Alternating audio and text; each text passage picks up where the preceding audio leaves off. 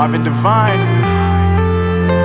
I'm saying bye to all the lies and all the times you cried, saying that I wasn't right, yet I was right by your side. You manipulator, playing games, your friends commentators, and I don't know what you say about our private conversations, but it's got them hating. Thanks to all the rumors you be claiming. It's cool, I'm done with you, so they can throw you a celebration. You gon' hate it when you see me with somebody living better. I'm trying to tell you that me just doing me gon' have you jealous.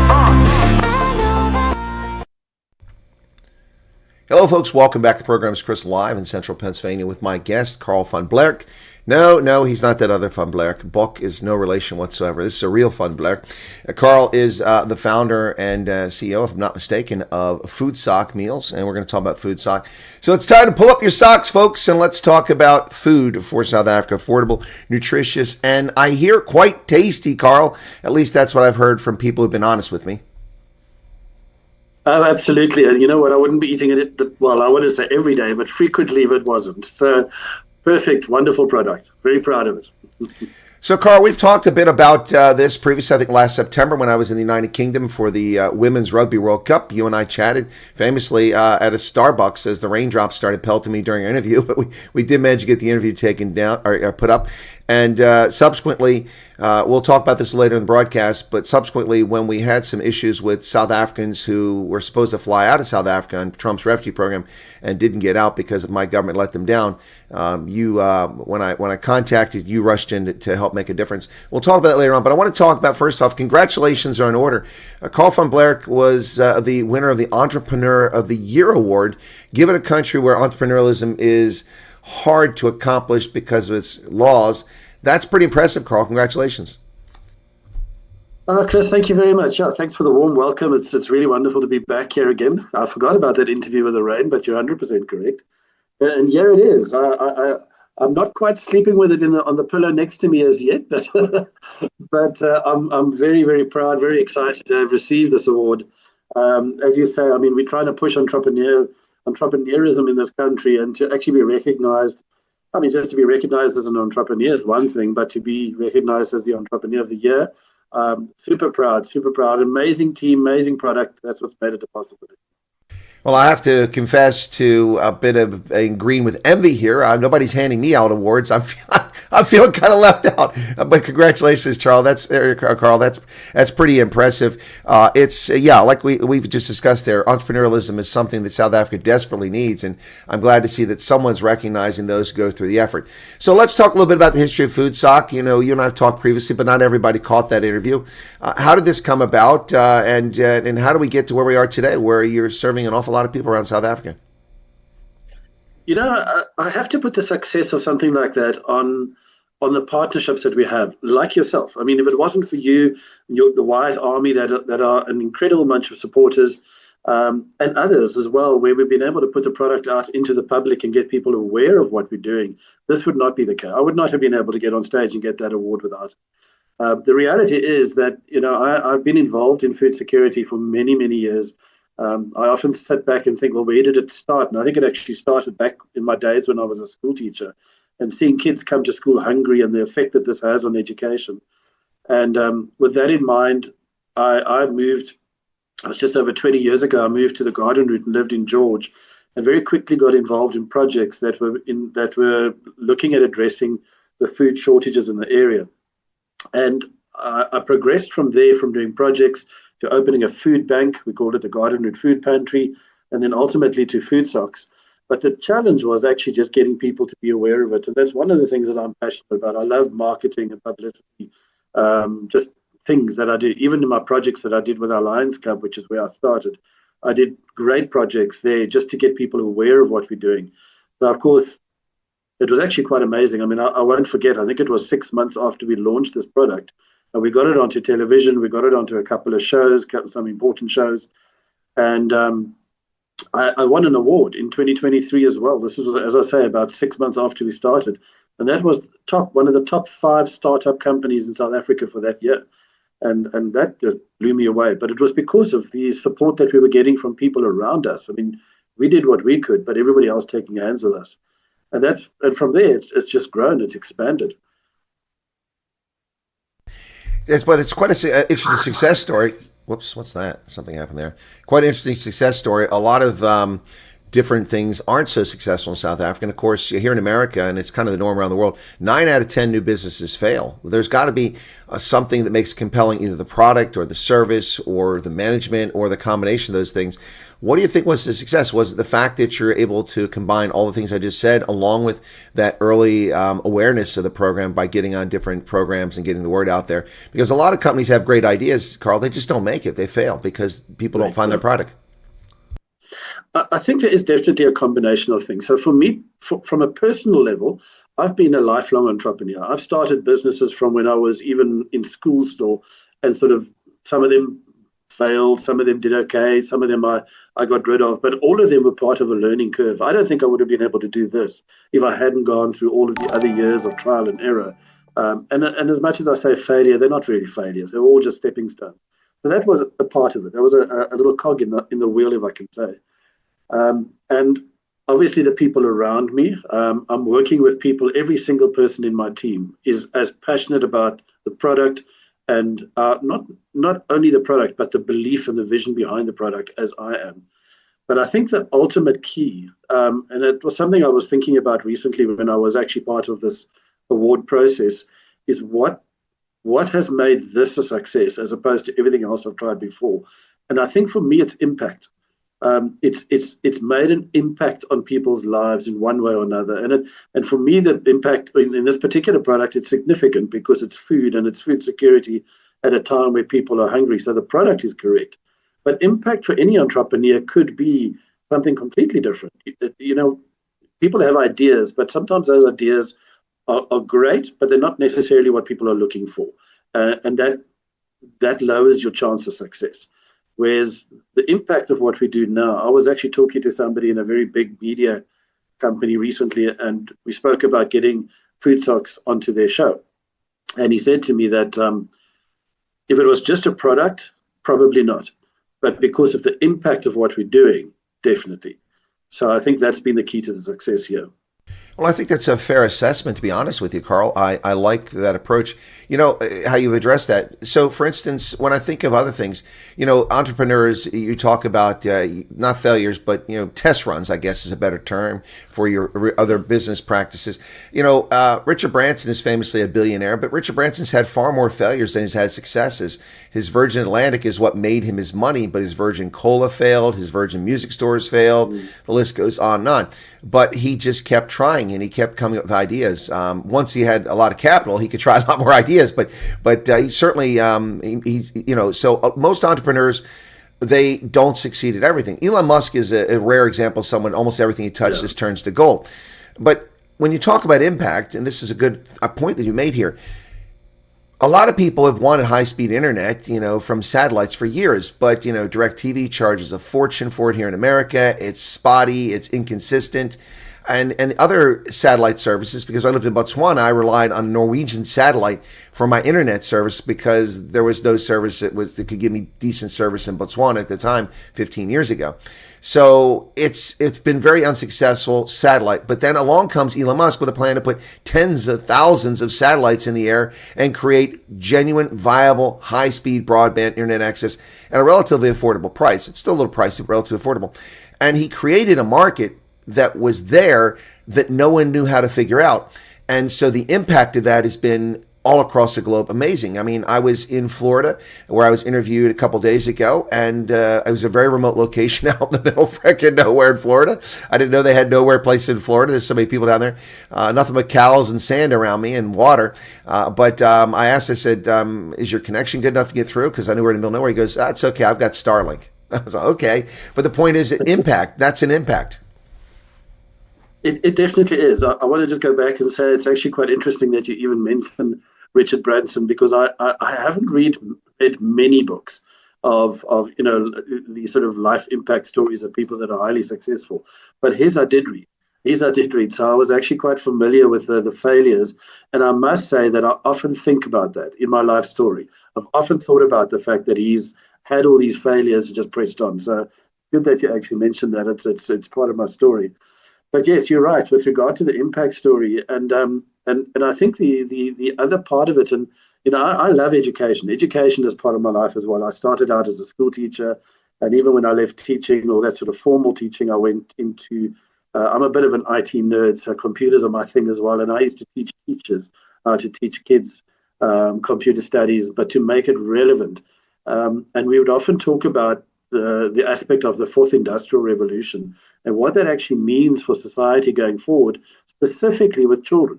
I mean, the kids at school today that they shouldn't even be thinking what they're going to do when they leave school, because they don't know yet what's going to be available when they leave school. It's going to be very different to what it is now.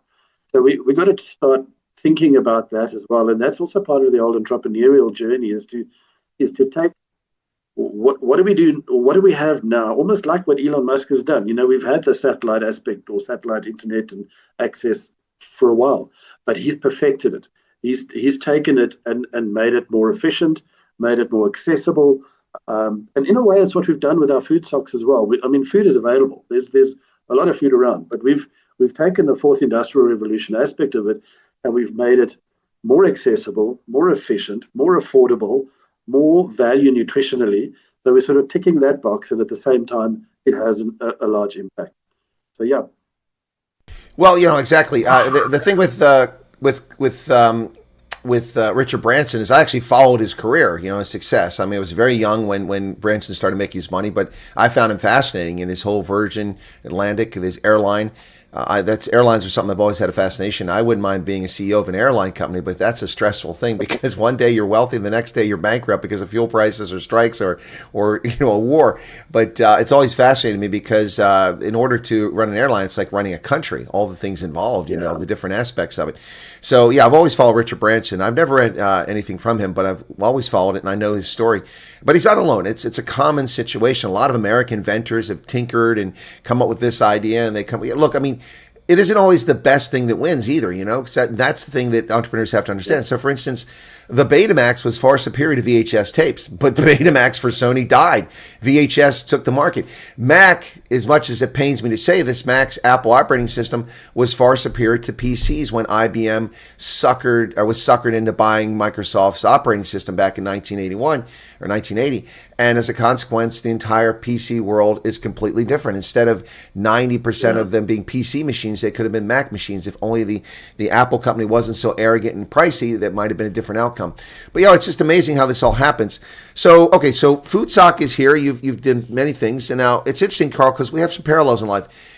You were a teacher. I've taught as well. I've taught undergraduates and postgraduates at Iowa State and the Army War College. In addition to that, you've also talked about education being important to you. And same with here. I still do education. To me, education is a lifelong experience. Until the day I breathe my last breath, I anticipate I'll be learning. I mean, I'm filling up this hard drive. That's what life should be about. If you're not always trying to learn, then you're really stagnant, is my view. I so agree. We definitely align on that. Funny enough, I had this conversation with somebody recently. I'm part of another network of group, a network as well. It's a business network called BNI, which is the Business Network International.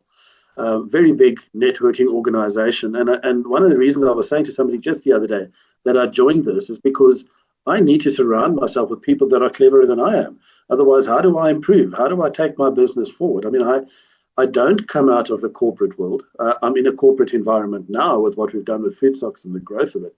But my training and my experience and expertise comes from education. But if I don't talk to people regularly and learn from them and network with them and brainstorm with people, and even in my own business, I've got people that I've employed because of their strength in areas that I don't have strength in. But I think, as you say, people that are involved in education, yourself, me, we know that. We know the importance of learning. And as you say, the day I die, I'm still going to be learning something new. And again, that's another aspect of the success of what we do. It's another aspect you talk about there, Carl, that I'd like to mention, and I've always talked about as an investor. I looked at this. So back in the day, John Akers was replaced at IBM by Lou Gerstner. And Lou Gerstner had grown up in the business world, working for American Express, becoming very experienced in finance and banking. Then he went to RJR Nabisco and had a major impact there after that takeover by Colcourt, Kravis, and Roberts, KKR. And he was brought to IBM, and a lot of people shook their head. What's this guy doing here? He doesn't know anything about computers. He don't even know how to plug one in. How could he possibly lead the most important computer company in the world? Well, I knew about Lou Gerstner because I studied business. And to me, as a leader in the military, I thought that studying what business leaders do around the world would play a role in helping me be successful. And I think ultimately I was correct in that. But if nothing else, it made me smart enough to know how to invest. But Lou Gerstner was a brilliant leader. Lou Gerstner could lead anybody anywhere and accomplish a mission.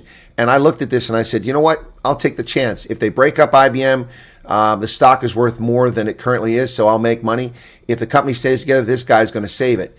And Lou Gerstner put smart people around him who knew the things that he did know about cloud computing, which wasn't even known back then, about the internet, about servers, about mainframes, about laptops, about PCs.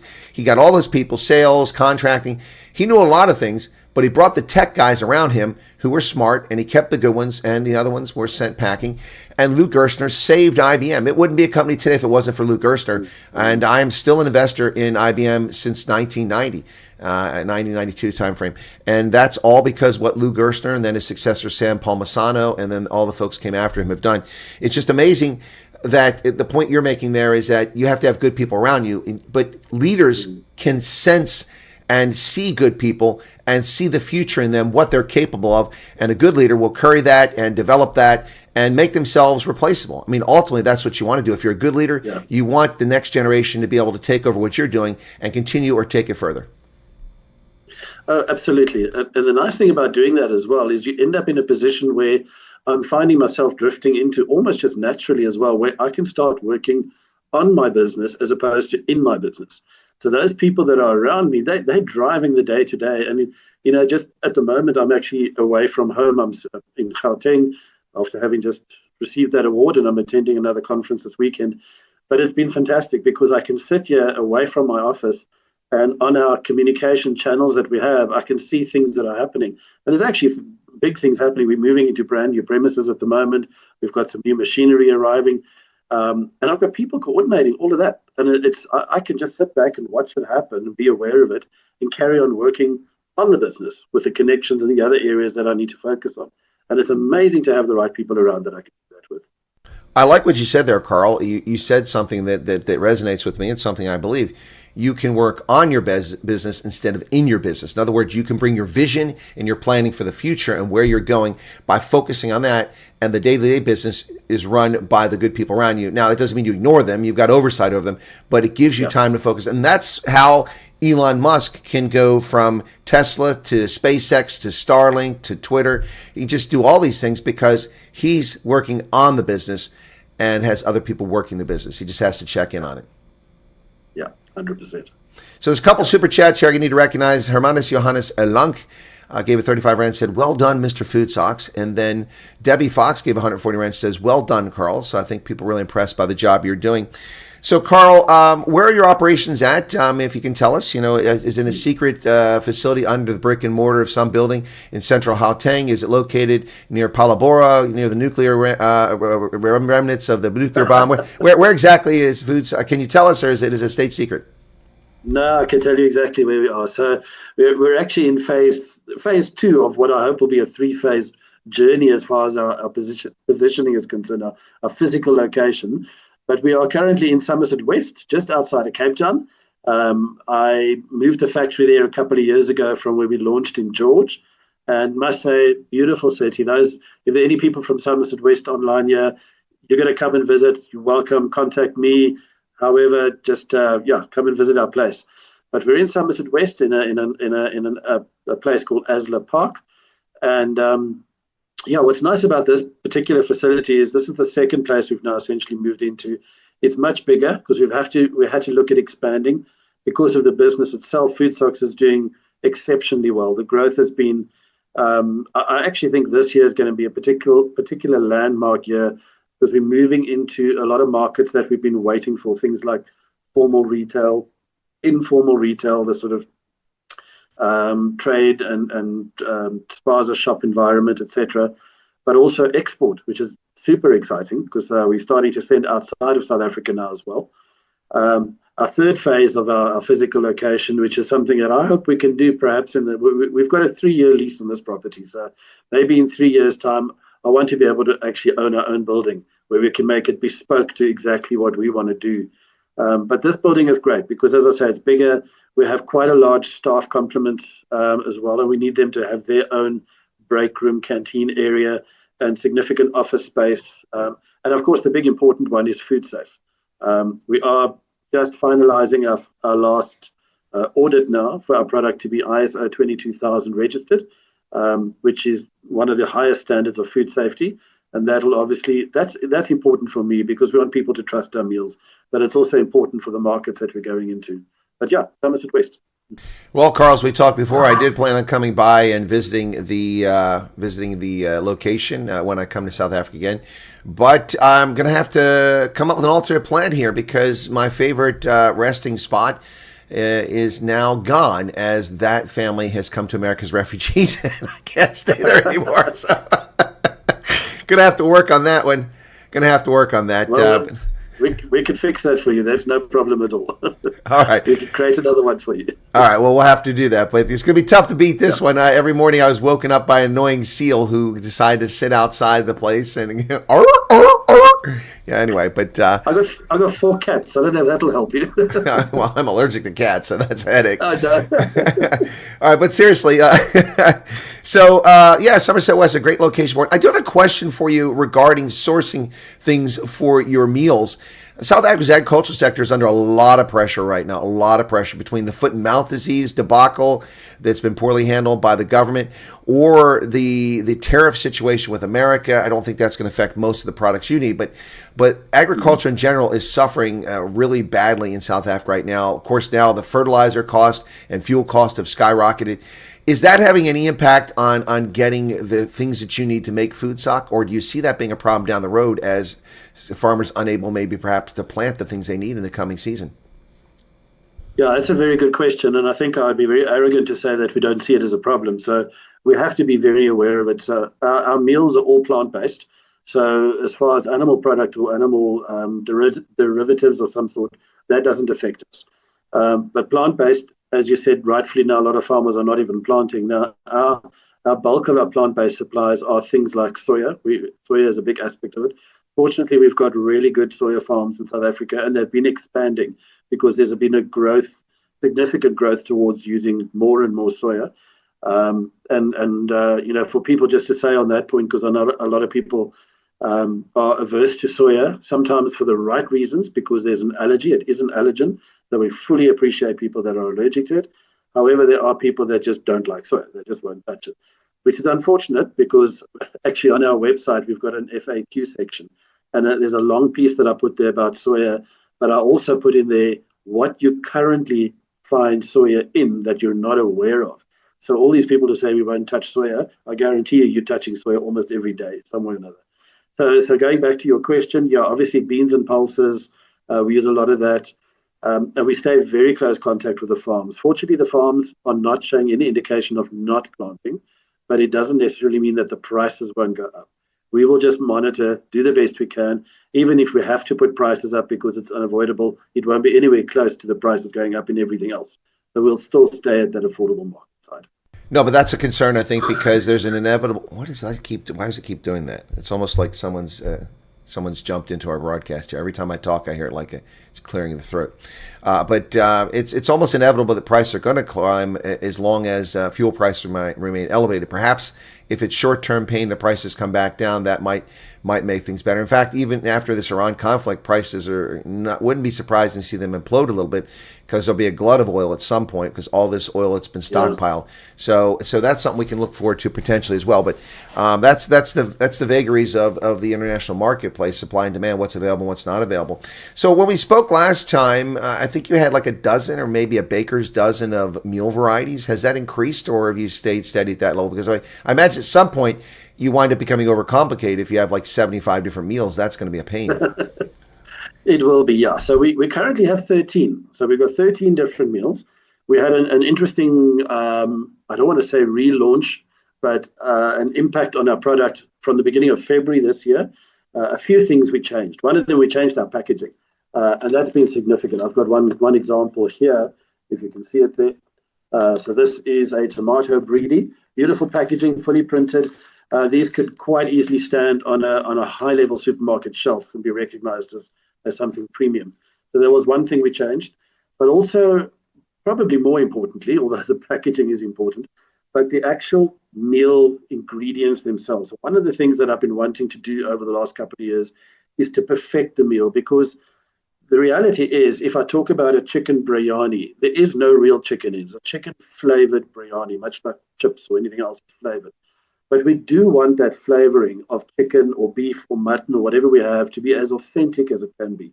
And the authenticity comes in not just the flavor, but also the aroma, the look, the colors that come out in the meal.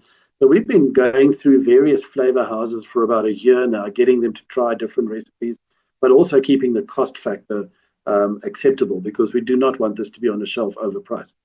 And we found one a few months ago, and we actually have redone the flavoring on the entire range with our new flavor house. And it has made such a difference. I mean, the flavors were always good, but the feedback we're getting from people now, the richness of the beefiness of it, or the chicken flavors, is just superb. So we've got 13 of the 13. One of them is a dessert flavor, is a basically a pudding, if I can call it that. Very well known South African one. You probably will have to introduce you to something called melkkos. The melkkos translated directly is milk food.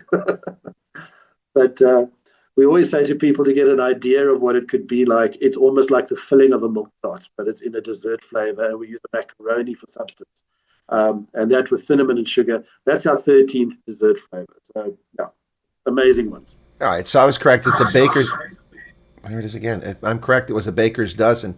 So that's kind of where you're at. So yeah, someone said they can't wait to taste the Melkos. They haven't had a chance to do it. And a lot of people are saying they like the new packaging. We're getting a lot of comments coming in about that, liking the new packaging. So next question I have for you, Carl, is what about the spices that you use? Are you sourced domestically, or do you have to rely on Southeast Asia, or how do you handle that? Is that stuff all available in South Africa, or do you have to import some of it? Literally everything we use is South African based. There's only one product that we haven't been able to source directly from South Africa, and that is actually rice. It's just rice. Rice is quite difficult to source. Climates and all that are just not, especially for affordable rice. But everything else, from our flavors, from our spices to our herbs to our pasta, everything is manufactured. So it's all South African based. Well, that's good to hear. I stepped away from the mic to see if that worked. Okay, now I'll come a little closer. So apparently it must be something with the connection. Yeah. So okay, that's really good. But rice is a key ingredient, so that's something you have to keep an eye on. You know, if you'd started this business in the 2007-2008 timeframe, you might not have been able to make it just because of commodity prices. I was in Liberia at the time, and a bag of parboiled rice was going for $18 a bag for 50 kgs or 50 pounds, whatever it was. Probably 50 pounds, 50 kgs would crush you. But that bag was like $18 a bag. But within 9 months, the Chinese buying up all the commodities around the planet, including rice, drove that price up to $63 a bag. If this had been that time frame, that might have broken your back if you had to deal with such a steep increase in rice. Yeah, no, absolutely. And we're constantly keeping an eye on that as well. So I don't rely on a single supplier. Obviously, we build up relationships, and we've got great relationships to the suppliers, and I won't necessarily drop them in any way whatsoever. But we've also just got to be aware of potential reasons for having to look at other suppliers. So, I mean, a simple one, for example, our soya supply at one stage, their machinery went down at their factory. And it was going to take them easy 3 to 4 weeks to get it repaired. That's a disaster for us. If we don't get our soya product, essentially we stand still. So we had to source it elsewhere. So we constantly have just these sort of backup suppliers that we work with as well. And pricing is another reason as well. Well, Carl, beyond that, the other question here that's interesting, because we're going to talk about resellers here shortly. But do you know, like for instance, when I went to the Western Cape, oh gosh, when was that? That was a long time ago, about 2010, I think I went down there for a trip. And I don't drink and drive. If I have one drop, I won't drive. And so I was down there, and my friend who worked at the embassy in Pretoria, we had a conference in Cape Town. And he's like, hey, Chris, let's do a wine tour. I'm like, oh, wine tour? That sounds boring. He's like, no, it'll be a lot of fun. I know somebody will have a van, just the two of us. We'll hang out. The guy will drive us all over. We'll hit all the hot spots. So I agreed to do it. And he's like, hey, you want to buy any wine? I'm like, well, I can't carry all this stuff back to Botswana on the plane. What am I supposed to do? And he said, no. They have a warehouse in Pretoria. they ship their wine there. Whatever you want, you buy it here, and then they'll deliver it to me in Pretoria.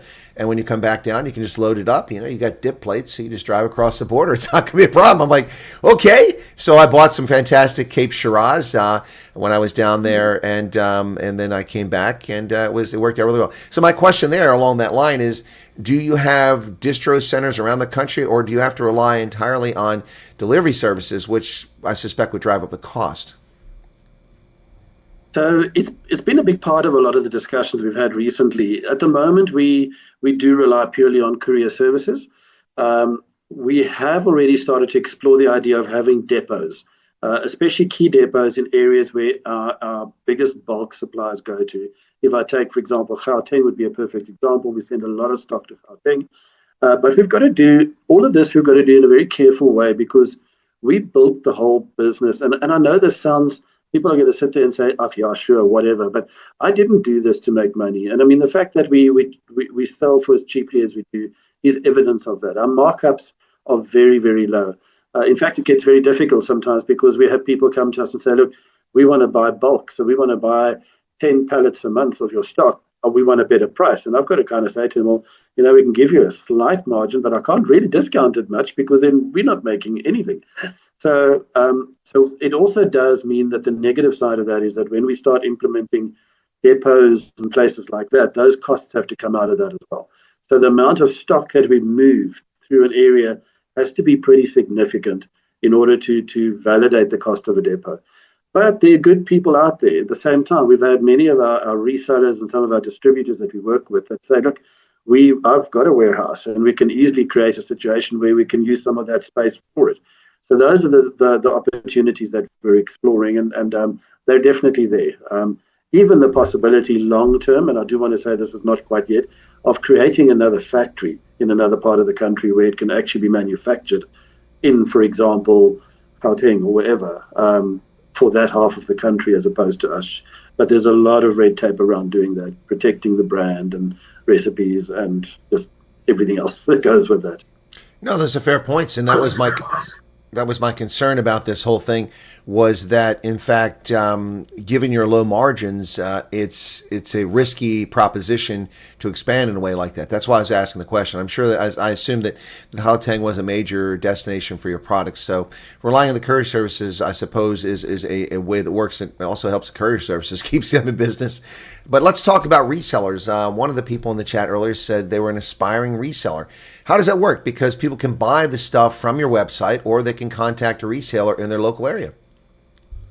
So this is the part, one of the things I really love about what I do. So I'm a serial entrepreneur. So I love the idea that my business is getting success, but at the same time, I've got a passion for other people that are entrepreneurs as well. And it came about almost organically, because when we launched right in the very beginning, and I mentioned earlier on, we had the opportunity to be on a TV show. It was Kwela, one of the DSTV channels. Beautiful interview, 7-8 minute interview. And at the time, it was bizarre, because I didn't know this was going to go anywhere. I was sitting in my home in George, watching this TV program. Our branding even had garden route written on it, because I didn't think this was going to extend further than the garden route. But after the show, during the show even, I started to get phone calls from every corner of the country. In fact, even Namibia, where the show was aired, saying, well, where do we get our hands on this? How do we get hold of food socks? And the couriering of food socks to another part of the country, especially if somebody's only looking for 5 or 6 of them to try, just doubled the cost, and it made it just unaffordable to do. So at that point in time, I thought, well, let's create a micro-entrepreneurial program, a reseller program. So I created well, I'll tell you the figure, so because it's nice to know. People might want to know, well, what do they cost and what do resellers pay? So our current retail price that we sell our food socks, so one of these food socks sells retail value for $60. So for 60 Rand, and bear in mind, this is 4 meals. 4 people eat, 4 adults eat out of this. So you're looking at 15 Rand a plate of food. That's well, and Carl, let me interrupt for a second there too. I mean, 4 eat out of it, but if you add chicken or lamb or something like that, it expands. You could eat even more, right? Absolutely, and that's the beauty of the product, is that they're versatile. We actually put on the packaging, we put recipe ideas. So we'll say to people, if you want to elevate this and put a tin of tomato and onion, or add a little bit of real chicken to it, or whatever. And as you say, you're suddenly feeding the neighbors as well. So very affordable.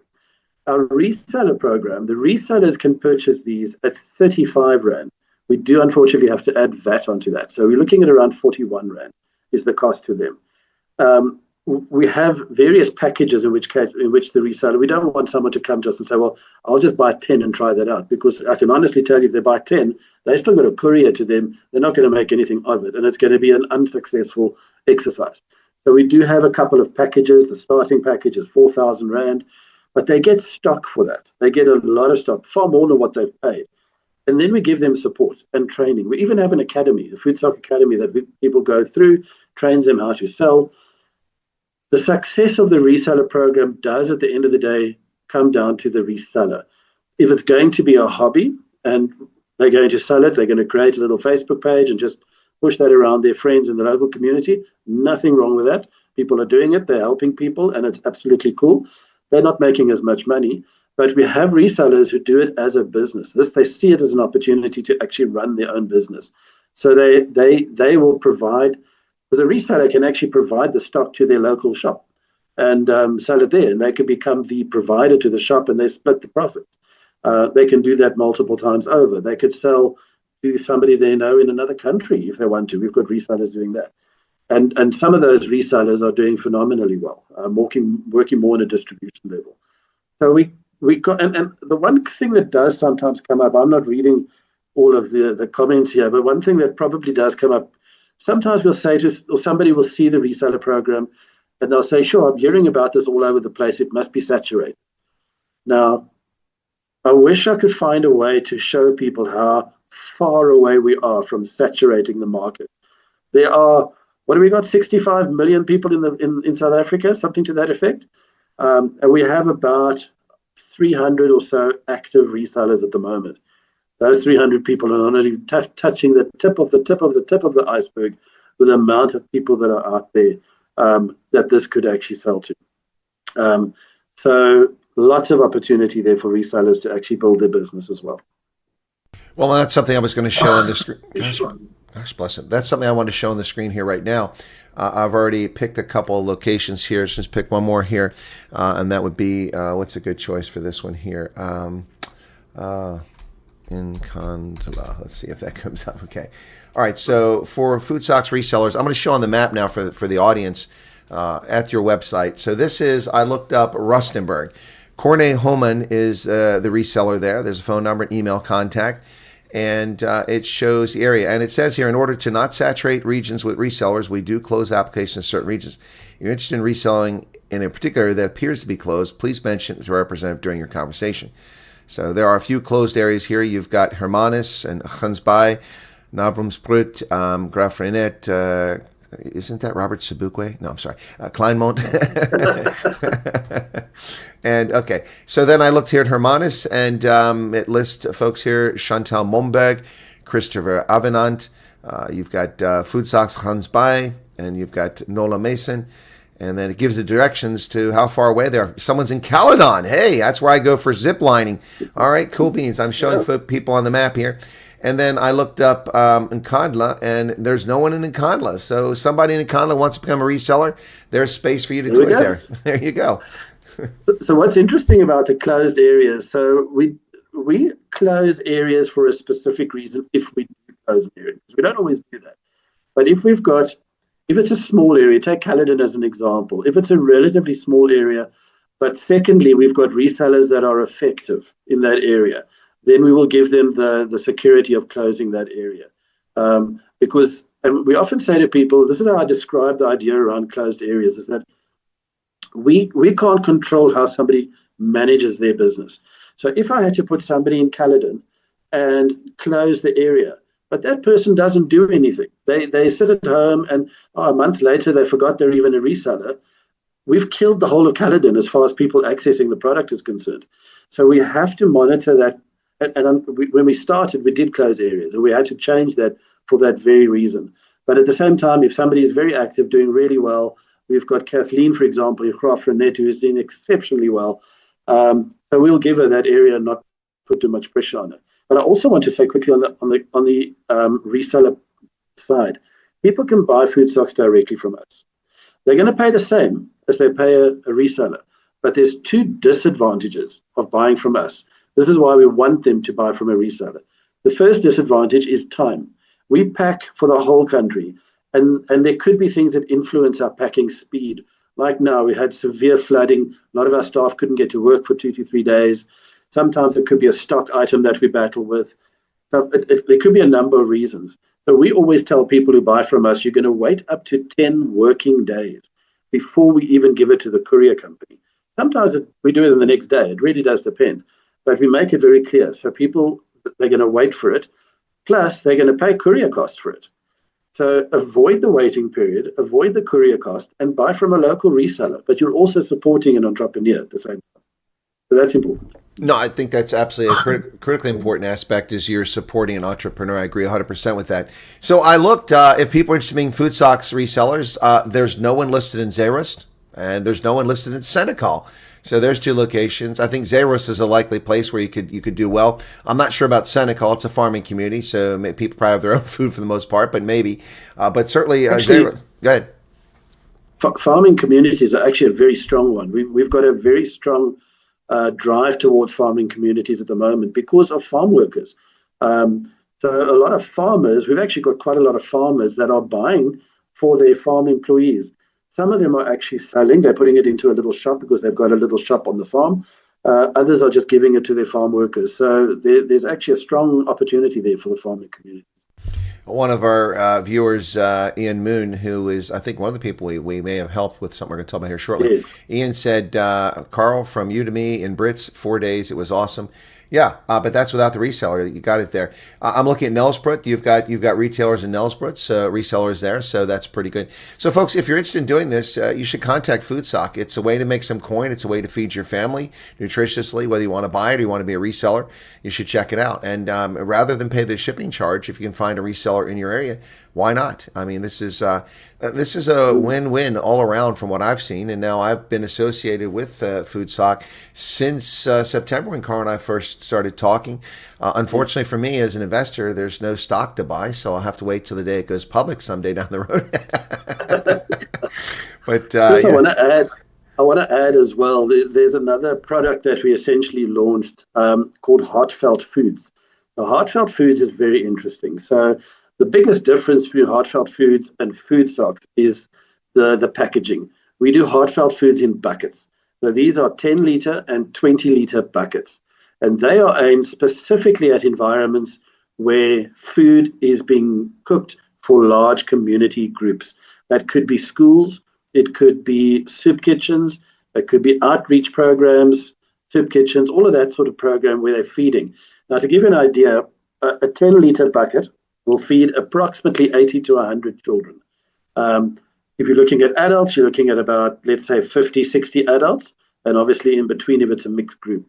But very affordable, and of course the nutritional value is there and the dignity is there, because one of the biggest problems you have of these big feeding programs is that the food's always the same thing.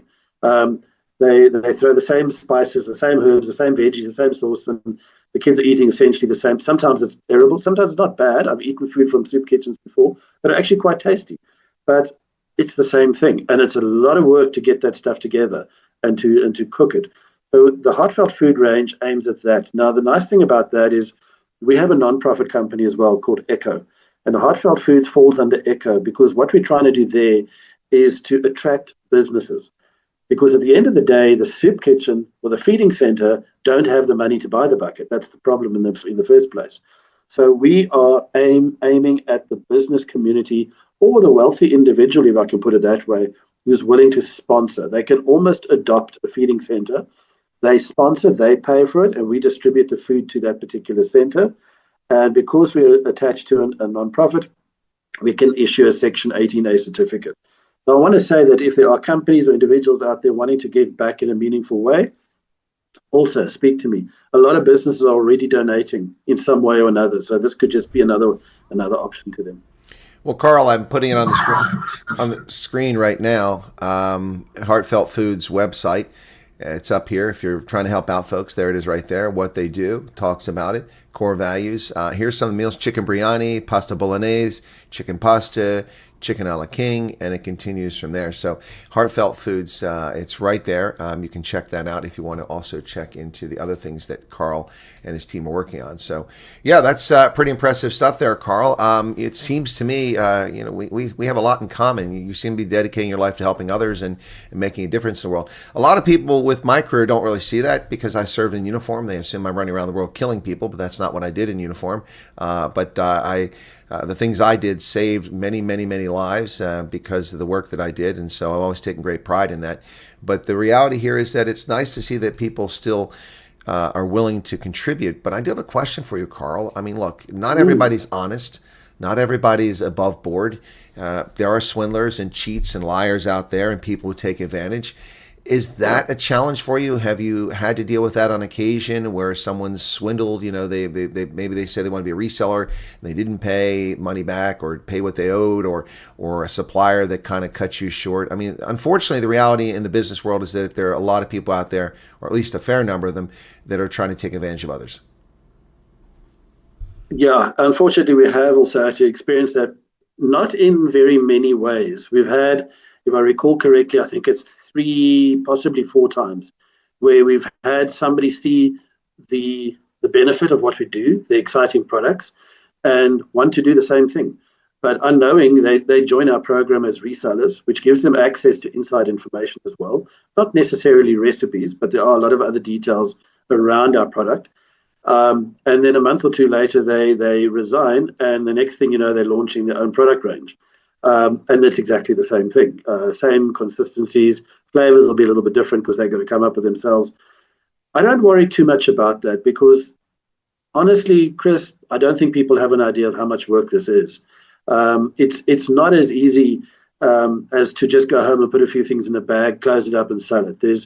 I take the health side of it very, very seriously. So just the implications of being health certified, as I spoke about ISO 22000 earlier on, having staff, having facilities, having everything that goes with it, especially when it comes to expansion. I mean, it's easy enough if you're only going to do 100 bags a month, but we're doing 50, 60,000 a month at the moment, and that brings in challenges.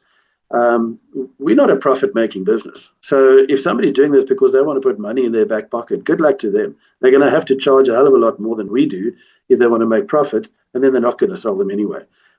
We honestly, in the 3.5 years we've been going, we have not yet made profit. We just make it. I think eventually one day we will, but I also know who I am, is I'm going to be putting that straight back into communities anyway. So despite the few people that have tried, most have fallen. There's one that's still out there claiming to have started this themselves, but they were resellers of ours. And as I say, good luck to them. What goes around comes around. So, Carl, do you have any idea? What the heck is with that? Do you have any idea what the sort of demographics of your consumer market is? I mean, income levels, ethnicity, any idea for food stock, and then also for Heartfelt Foods? I imagine that's for poor folks primarily, like you're talking about. But any idea? Because from what I've heard from people who've gotten the food, like, this stuff is pretty good. And of course, famously, unfortunately, we know about some very rude, disrespectful woman who, in response to me talking about getting food for people in a desperate situation, was very snarky and rude and disrespectful in a group about food stock and about you in particular. We sorted that turd out in her behavior, but I'm curious about the demographics of this and income levels. Do you have any feel for that? I mean, is that something you even have any data on, or you would even be tracking? Yeah. No, absolutely. It's a very good question, and I definitely do have a feel for it. So if I have to, let's start with the demographic. Well, no, let's start here. The one thing I do not do is I never talk about our product as food for poor people. I never refer to that. I never created it as food for poor people. I created it as food that is convenient for people that are looking for an affordable option. You don't have to be poor looking for an affordable option. We have very wealthy people. I know doctors and lawyers personally that use this. They have them in the shelf at home for when they're just looking for a meal when time is just limited. And I want it very clear that is what Food Socks is. It's a retail product that is just convenient and accessible and really good tasting. I mean, the ingredients we use in here are high quality ingredients. They're not, and I wouldn't give somebody something to eat unless I'm prepared to eat it myself frequently, and I do. The one thing that has happened, and I think it's got to do with the brand, the packaging, perhaps me, I would say that easily between 75 and 80% of our current users or clients, customers, are white people. And I think there's a reason for that, because there's not a lot out there for people in our demographic that are looking for affordable meals that are easily accessible. But it also doesn't fulfill everything I want to do, because I don't want that to be the case. There are a lot of people in other ethnic groups that are looking for this as well. So what we've done there is we white label. So we have another brand. It looks very, very similar to this one, but it's called Isondlo meals. And there's slight variations in these Isondlo. The branding looks different. The taste profiles are different, because again, if I'm going into a black culture and I talk about tomato breedy, that has little to no meaning to them. So I've got to look at the naming of the meal and possibly even adjust the ingredients to be more suitable to their palate. So in that way, I don't think there's necessarily one product that can address everybody's needs. So we do have this white labeling where we can produce products for different people. And that's growing. So I've got a young man who's a partner in that brand, in Isondlo. And between Aubrey and myself, we've been pushing that brand, and it's actually been televised and going quite well as well. And then, of course, as you rightfully said, the heartfelt foods, most of our clients there are in the severe poverty, the black areas, the townships. But we do have many clients in that area, especially in preschools where they are cooking meals daily, that are still using them as well in wealthier communities, if I can put it that way. So, Carl, the discount we're talking about here, the 20% you're offering to viewers, is that only from the website, or would they be able to get that from resellers as well? It's a very good question. That, unfortunately, is only going to be through the website. That's what I figured, because the resellers are trying to make a little bit of a living off this themselves. Correct, yeah. And their businesses are independent, but it doesn't stop people from negotiating or chatting to them. But that discount is automatically loaded onto our system. I want to just quickly, I glanced, I've got the chat open here next to me now, and I glanced briefly at it. If you're an elderly person or a professional and you're living on your own, you're one person, this is a meal for 4. They freeze really, really well. My mom is a perfect example. My mom lives in Muizenberg, and she's on her own. She takes one weekend in a month, usually one of the days, a Saturday or Sunday, and she cooks up a bunch of them and then freezes them in little containers, and she's sorted for the month. So don't think that because you're one person, this is too much. Just freeze part. Yeah, 100% of that. So, yeah, that time it did make the noise. Interesting. I put my hand over my mouth. But anyway, so the 20% discount is available online. Now, in Karen's case, she's got 3 cats. So, that's a meal for 4, apparently. Absolutely. Don't give them the chili beef. They won't like it. Yeah, she said, living mostly on potatoes gets boring despite spicy. No, Karen, absolutely. That would get boring. Okay, Karen, send me a note, Karen, okay? Send me a note, a private note in WhatsApp. Just send me a note, okay? And I'll chat with you. So, Carl, let's talk a little bit about what happened last year. My government offered a refugee program for South Africans suffering from unjust racial persecution, and people have taken up this offer. Well, one sad little thing happened is that the Democrats in government played games with our budget, and therefore the U.S. government shut down most of its operations from 1 October till the 17th of November. And there were a number of people from 26 September until the 13th of October who no longer could fly. They had tickets. These are people in South Africa who'd given up their homes. They'd given up their vehicles. They were sitting, waiting, probably in a hotel or with family, and were flying in a day, were flying in a week, and then suddenly they're told you're not going anywhere. Well, many of these people had no resources and money, and I recognized immediately that some of these people would be in a desperate situation for lodging. I was able to find some lodging for a few of these people, but not for everyone because it was a lot of people. But we were able to reach out to FoodSock. I contacted Carl, and I didn't even finish the sentence, and Carl said yes. because I think he knew where I was going. I said, Carl, listen, these people are in a desperate situation.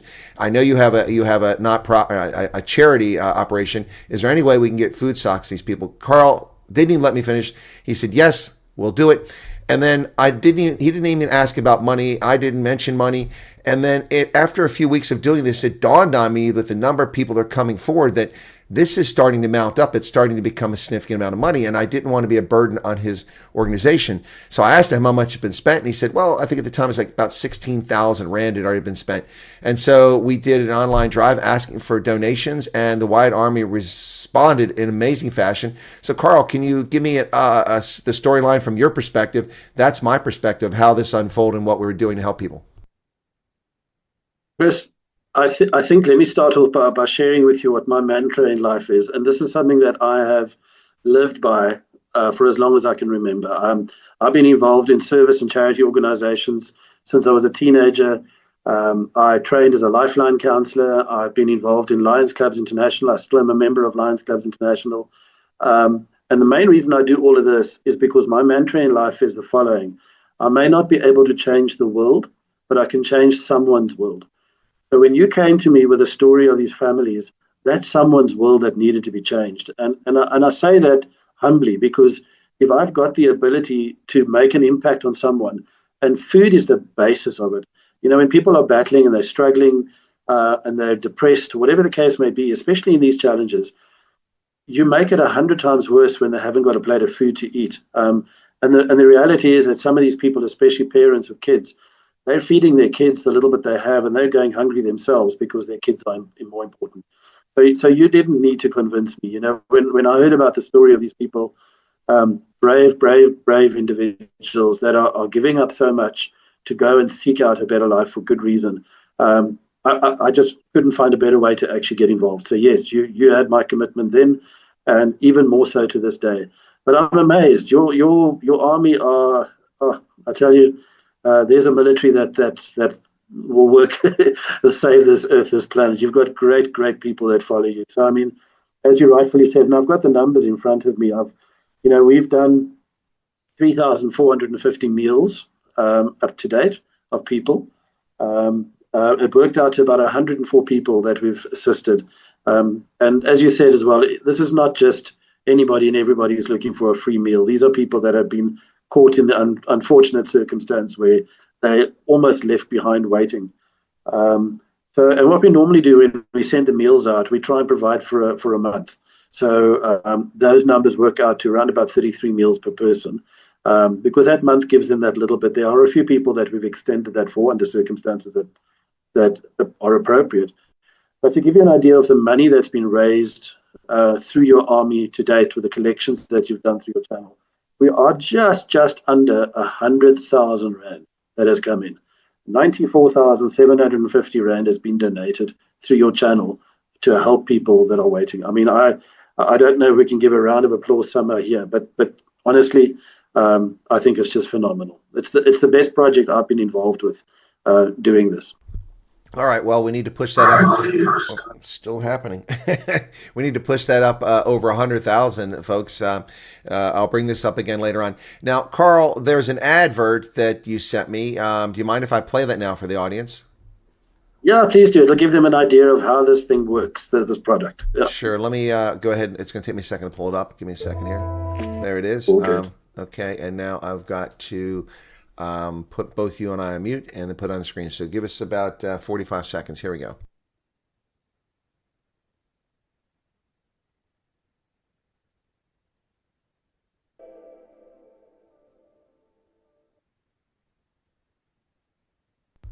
So there you see it, folks. The Wyatt Army, 20% off if you want to get that discount.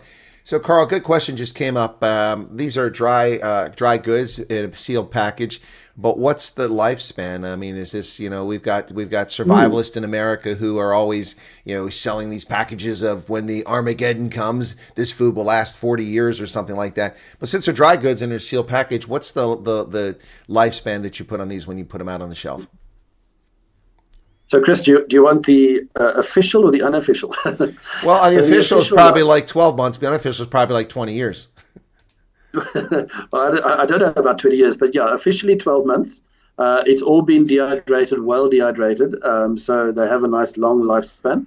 The unofficial is when we started, we have packs that are I think about 3 years old now, and every so often, every six months or so, we'll open one and cook it, and they're almost better than they were back then. So as long as they're stored correctly in a dry, cool environment, and obviously if you're going to put it on a garage floor and the rains are going to come through and wet the boxes, that's going to affect it. But if it's stored in a cool, dry environment, they will last for years. Well, that's kind of what I expected. So I've went ahead and put the link to Heartfelt Foods in the video description as well if people want to check that out a little bit later on.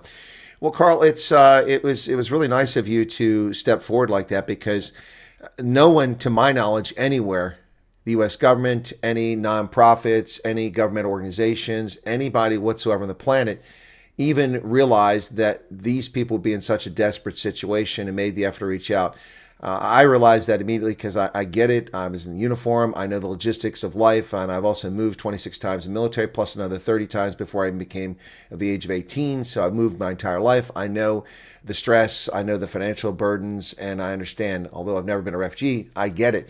And so I recognize that need, and you stepped right into that breach, and we were able to help an awful lot of people who really desperately needed that help. I had people who refused to ask for help, and I told them, don't be stubborn.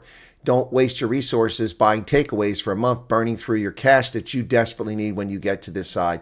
So do not be too proud, because this isn't exactly day-old bread and brown meat from, leftovers from the tuck shop.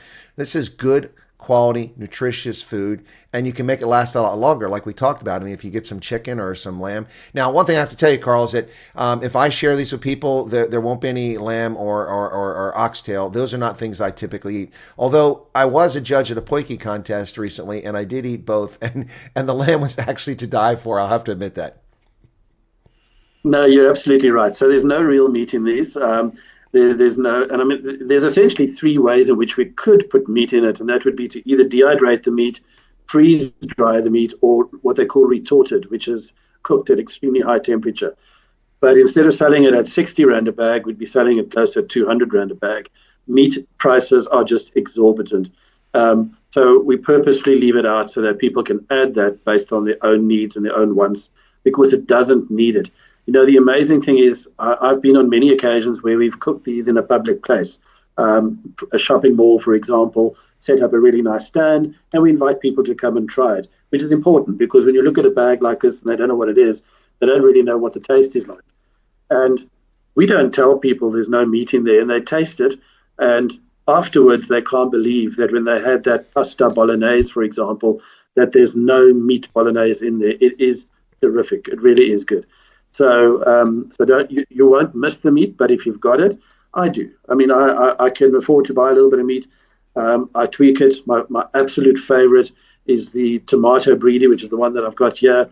I put a bag, I chop up a piece of good old South African boerewors into little wheels, and I air fry that, and I throw that in there as well with a tin of tomato and onion, and I will eat that entire 4-meal pot by myself, not because I need it, but because because it's just lekker. So people can do what they want with it as well in that respect. Yeah. Well, Carl, I'm curious about, if I was trying something with the hand, it didn't do the trick. I'm curious about something here, and that is, do you have any product demonstrations and demos at fairs or at events or concerts or anything like that? I know you've got some very clever resellers, and some of them have gone to like flea markets, and they like make up a big pot of this stuff and feed a whole bunch of people and then sell each meal individually, and they do pretty well. But do you either do it as Food Sock, or any of your clever resellers do these sort of introductions of the product to the marketplace? Because sometimes those are very effective. It makes me think of like Costco, the big wholesaler here in America. Yeah. When they have new products, they always have someone out there handing out food samples or drink samples, and like, ooh, this is good, and they go get it and they get a discount, or they buy it off the shelf. Do you guys do anything like that, or any of your clever resellers been doing that? So we have a lot of resellers that are doing it in their areas. It helps them to just build their own sale, and also their relationship with the buyers in their area. We have been requested to actually provide meals at certain places. I can give you one example. Was a little while ago, there was a Mighty Men conference, which is done here in South Africa, which is a religious gathering basically for men. And we were there providing meals. It was actually meals for the people that were working there more than the attendees per se. And then what we do as well is we're entering the formal market now as well. Places like some of the spas, for example, and we are at Cape Union Mart for the campers. And whenever we enter a formal retail, we always put into the agreement that we do taste testers, that we do these wet demos, especially at the launch phase, the first couple of weeks.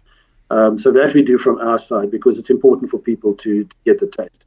And I want to say as well, for resellers who might be thinking, well, how's this going to affect me if I become a reseller, but now it's being sold down the road at a formal market or at a formal retailer? The difference is there's two significant differences. Costing, they will always be a little bit more expensive because there's so many people in the chain that need to get paid if you put your product into a formal retailer. Plus, they will traditionally only do 5 or 6 of the range of flavors out of the 13. So in a way, it's a good thing because if people can get it off the shelf, haven't really known about it, but they're walking around a supermarket and they say, oh, let's try this, and they like it, then suddenly on a Facebook post locally, they see, oh, yeah, somebody's selling, but wow, they've got Thai green curry and they've got chicken a la king. I can't get that at my retailer. You immediately gain yourself a new customer that way. That's absolutely brilliant. That's a good approach to doing it. And like you say, if it's a limited range in the supermarket, also you don't have to go all in. In the supermarket, you can do a one-off. Okay, I know you say tomato, but I say tomato. Potato. Exactly. But the tomato one, like that looks tasty, and you get it like, I didn't like that so much, but you know what? It wasn't too bad, and it was inexpensive. Let me try the biryani, and like, oh, this is to die for. And then you like, well, want to find out more about it, and then you use Google or you find it on Facebook or somewhere like that, and you see it. Then you can see there's a bigger range, or you could just watch my program when I'm not being shadow banned, and you can find all about all it. So, Carl, what's next? You've got Heartfelt Foods, you've got this charity, you've got Food Sock. Is there something else in the pipeline or that's big that you're working on, or is that a state secret if you are? No secret. So there's two things we're busy with right now. One of them is the export market. Somebody that we're working with at the moment, they have a very big Christian-based organization, but it's massive and it's got huge amount of money in this organization, and their plan is to feed the world and to work from Africa. They actually say that Africa is the breadbasket of the world. They're doing everything from buying farms and growing. And the nice thing about our product is it partners well with farms because you can add potatoes, you can add some fresh veggies, etc. So they want to collaborate with us with when I say massive, it's multi-million-dollar project that they want to do out of Africa. And then there are other areas of Africa that we're exporting to at the moment as well. So we really want to build on that because you can imagine for yourself, I mean, especially if people are buying with currencies like dollars and pounds, etc. At our pricing, I mean, for $1, to give you an idea, I can feed 2 people from $1, a really good nutritious meal. So we're based in a good place to be able to feed the world. So that's a big side of what we're doing now. The other is, as I mentioned earlier on, is the Heartfelt Foods, which is the corporate, that also where we're putting quite a lot of our time and energy into at the moment. And and then third is there was one thing I wanted to mention now as I was starting off and it slipped my mind. But essentially, the other one is, and it's based on what's currently happening at the moment in South Africa, and that is disaster relief. When people are very often reactive when there's a disaster. So if there's a massive flood like is happening now, or fires, at the time of the event, people go running around looking for food. And I want to be proactive in that because the reality is I've been involved in many disasters. In my volunteer work that I did in George, for example, I was extremely involved in the Knysna fires that a lot of people, anybody in South Africa will know about the big fires in Knysna. I was very involved with the collapse of the building that happened in George. I was on site every day for over a week while they were busy clearing, supporting and helping the rescuers, etc. And when people put out a call for food, there's a danger in that because you don't know where that food's coming from. Now imagine you're working on a disaster site like the building collapse and a little old Tony comes along with fat cook and mince and happened. the reality is, as good as her heart is, and as much as it's come out of the right place in her soul, you don't know where that food came from. And the last thing you want are these essential rescue workers to get sick. So we need to have a system in place where we can be proactive in providing food for people working in disaster, but also for victims of disasters. So we're busy compiling those meals at the moment for that particular purpose. Well, that's two very fascinating approaches to it. I'm really impressed with the charity that you're working with that's trying to turn things around there. That's I can't wait to find out more about that next time I'm there. Someone asked a question of this film in Eastern Cape. Yes, but you'd have to tell us where. I just looked up East London, and Sandy Olivier is one of the providers. Karen van Breda is another, and then we've got Madigan Raju, as well as Diane Lumley and Devald Myberg. There's lots of people along that. That's just from East London going up the coastline there. And if you want to become a reseller, you go onto their website, and there's a page there, and it says, start your own profitable business today, Food Socks reseller breakdown. There's a short video here. Well, short, it's 26 minutes. There's an application there. And why would you become a reseller? Well, you can be your own boss, satisfy your community's needs, profit from the first step. With just a starter pack costing $6,500, earn a minimum of 2,020 Rand, potentially sell out within a week. Continuous earnings, unrivaled support, and join a growing network of people who are doing this. So there's lots of reasons to do it. And short of that, getting food, you're not going to find a better option out there if you have a low budget and you need tasty, nutritious food. I mean, look, I've been all over South Africa, and other than people giving me food for free, I can't beat what Food Sock is doing. I got to tell you, Carl, it's not easy to beat your prices on this. No, it's definitely not. Our prices are definitely the best. Yeah, I'm just looking at some of these comments here as well now. As you're speaking, I've got it open on my phone.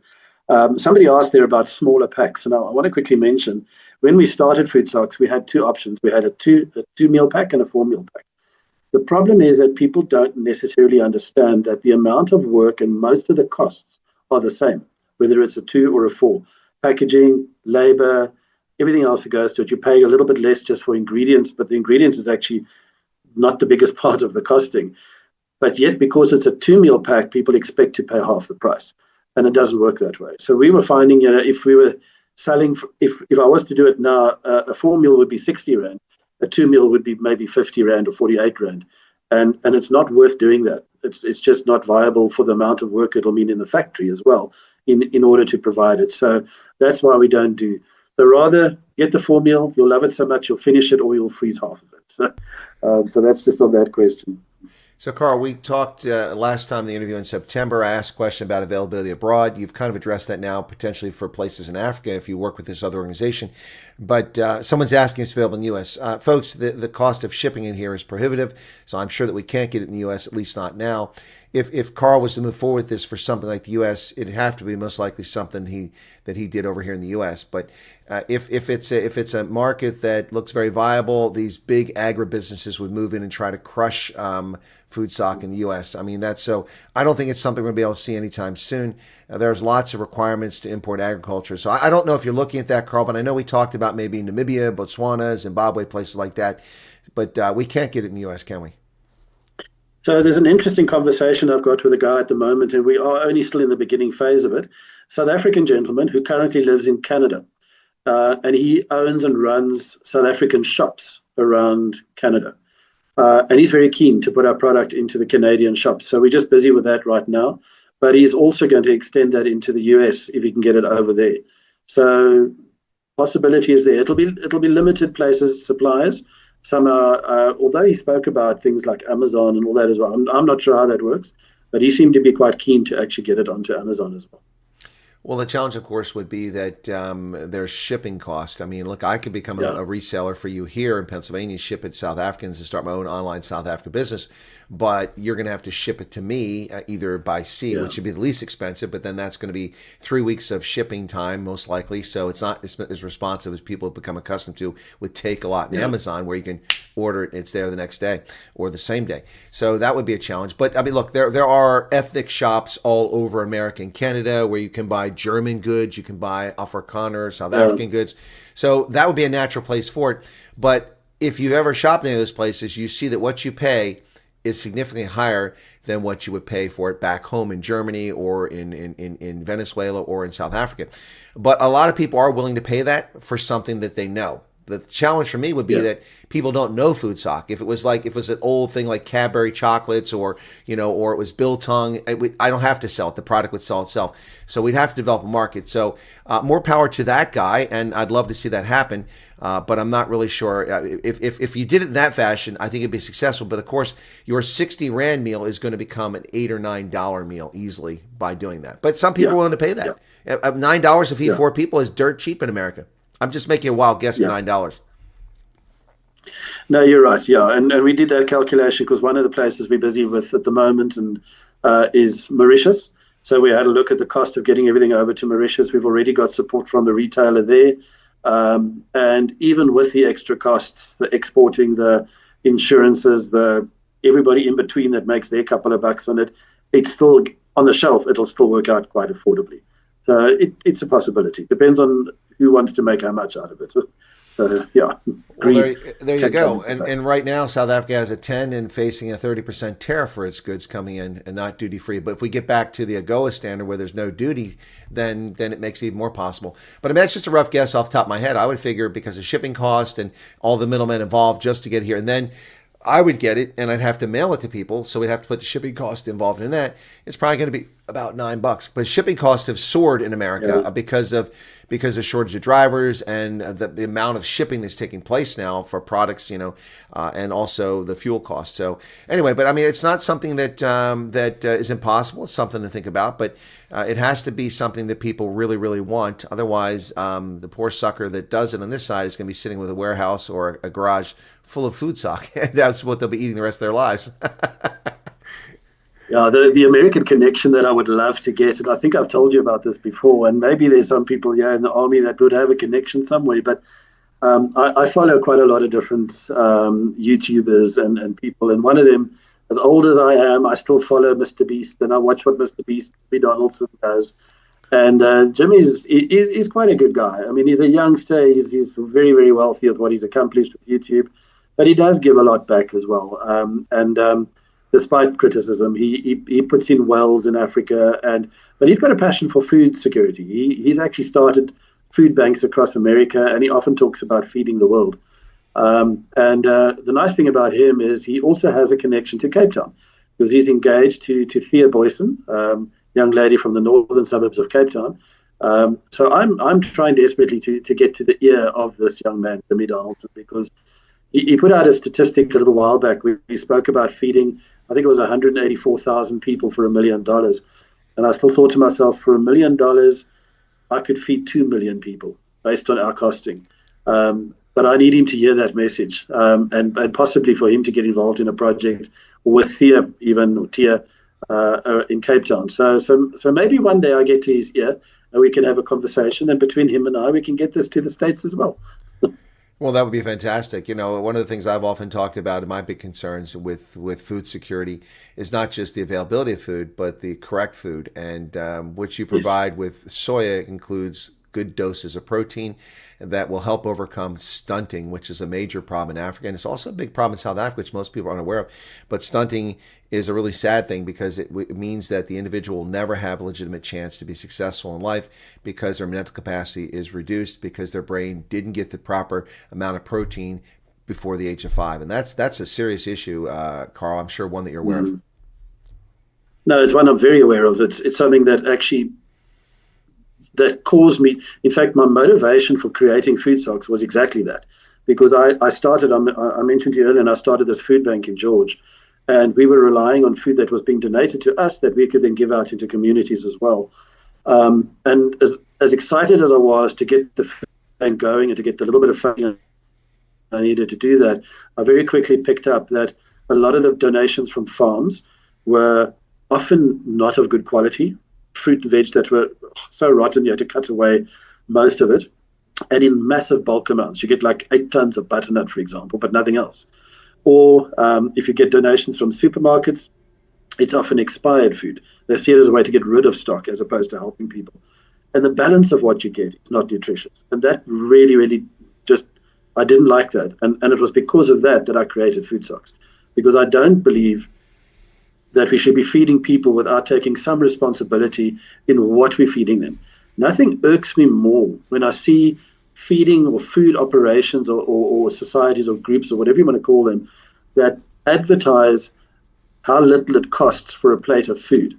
And you'll often see that. So we will do a plate of food for R2.64, for example. I'm not interested. I could give somebody a plate of food for 50 cents. It really depends on what's on that plate of food that's important. I mean, our meals work out to around about R8 a meal, which is significantly more than the R2 odd or the R3 odd that other people are talking about. But beat the quality of what we're providing, the balance of the nutrition. We've got beans and pulses and things in there that add to, I mean, the soya in itself, the high nutritional value or protein value of soya has got double the amount of protein than meat, equivalent weight of meat, and everything else that we're putting in there. So yeah, it's that nutrition, that balance is absolutely why I did this in the first place. Well, Carl, I want to thank you for the partnership that we've formed to help those who are left in a bind by my government, and for what you do for helping others who are in need, and also for the whole concept and devoting all your energy to helping others. It's rare to find people who do this without ulterior motives, and I really appreciate what you're doing, and it's a pleasure to know you and work with you on this. And I'm looking forward to my visit to your facility there in Somerset West. I can sleep in the broom closet since you've got space there, but looking forward to that. But Carl, let me give you the microphone for the last few comments from you. Anything you want to say to folks or let them know about? I think we've covered an awful lot of ground here today, but the floor is yours, and then we'll wrap up. Chris, thank you very much. There's maybe just two things I'll wrap up with. And you hinted on the one, and that was the motivation behind what I do. And, my life's an open book. People can Google me. They can see all the projects and things I've been involved in. I've actually, talking about open book, I actually wrote my own story called Walking in My Socks. It's on Amazon. It's on Take-A-Lot. And if anybody wants electronically, I'll even send it to them for free. Just because I want people to know who I am and why I do what I do. There is no ulterior motive. So people can reach out for me, and I'll be happy to send them a copy. It's a small book, 2.5 hours read. And then the second thing is, the biggest challenge I have is getting people to be aware of what we do. And when people talk about what we do, it also instills a sense of trust. So I'd like people to talk about food service. Go and mention it to somebody that you watched the podcast, you heard about it, try it, go and buy one, give it a go. Go and buy a couple for other people. Get the story out there. And if you can talk to, I saw somebody post here earlier on that I think it was somebody who said something about, have I spoken to Helen Zeller? And I haven't actually spoken to Helen Zeller yet, but I try. I try and speak to all of these people that I can get their ear. I have spoken to people like Premier Alan Wendy. I've emailed the Cape Town Mayor. So even the politicians, because there is a role to play, big business people. So if there's people out there that can put me in touch with other people where this could just be taken to another level, please reach out. We just want everybody to know about it. And of course, the award is a huge part of helping me just get the message out and a level of trust as well. Well, thank you, Carl, very much. I appreciate that. And that's a good point. The Entrepreneur of the Year Award certainly should get some attention, and maybe some folks that ought to be interested will be interested now when they hear about this. So thank you once again. It's always been a pleasure. We look forward to your appearance finally on Ronaldo's program next week. I'm looking forward to that. So for those, you can find Carl next week on Thursday on Ronaldo's program, 1 week from today. And we really appreciate Carl coming on the program. To all my viewers, thank you for being here. Be sure to hit that like button if you haven't done it already. That actually supposedly drives the algorithm, so people will find this sort of content and they can talk about this. People tell me all the time, you only report bad news. Well, first off, that's a fairy tale. I report everything that I think is newsworthy, and this is a newsworthy story. But people don't want to hear good news stories. They really don't. They want to hear tragedy and horror and suffering. Because I guarantee you, when I write a story about, a farm murder, which I don't monetize, I get 80,000 views. When I write a story about something as good as this, it's a struggle to get people to watch it. So please share this with everyone. Let them know about this. And it's like my video when I went all the way up to Upping to interview the last first language speaker of a San language, Nu. That would be Oma Katrina Esau, who's in her 90s. She's the last person on the planet who speaks that as a first language. That's an important story. And it was a struggle to get people to watch that. So it relies on viewers who share this in WhatsApp and in Telegram and in Facebook and places like that. And just let people know about it. Share the links, X, whatever you do. Let people know about this. All right, folks, that's going to do it for this this broadcast. You'll be taken right over to the news program, which will be at the top of the hour in about 3 minutes. So thanks, and stick around. We'll be right with you. And my thanks to Carl. We'll catch you next time here, right here on the news in just a couple minutes. All right, guys, thanks a lot. Have a good day. Cheers.